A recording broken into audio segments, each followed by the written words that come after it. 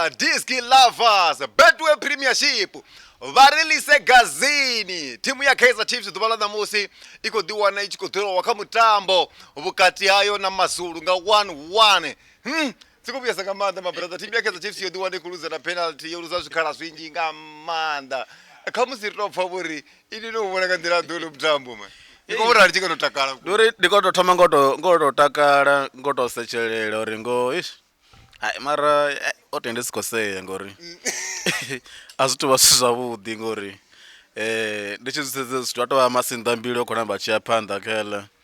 kha vafuni vatekedzi vathu ya Kaizer Chiefs mara ndichingari kutambele kwa vudi kwa Mazulu ngadileve kutamba ngayo boyo kona u diwana ko tuwana point ayani ndichitori kha vafuni vatekedzi va Kaizer Chiefs hey ndiya pfela vutungu ngori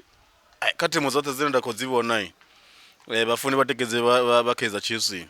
bafuna timu yavo nga mbilu na muya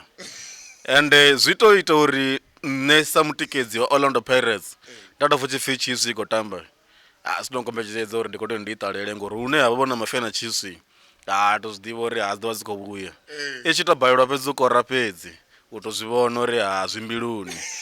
chinotova chitu chiti chendadhivusanga chono chori vathu vona vavo vasiya yani vobva vachiri vakavona dzibhola nepona vavodzivona one vachiuya hayani uya vana mulalo wo fhethu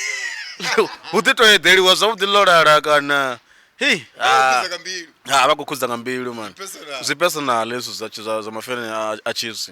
mara ndichigori hayi ndirikotenda uri zvichikorali zvikodhithusana rino ri rine ri nambe rive rikho namba richiya nenge ntango ri tirine rikodiya panda no wina na mina zote ndichiri hayi ari tenda rizodhirowa imwe na imwe yetiwana point yani tozivona chifhinga chidaho shapa.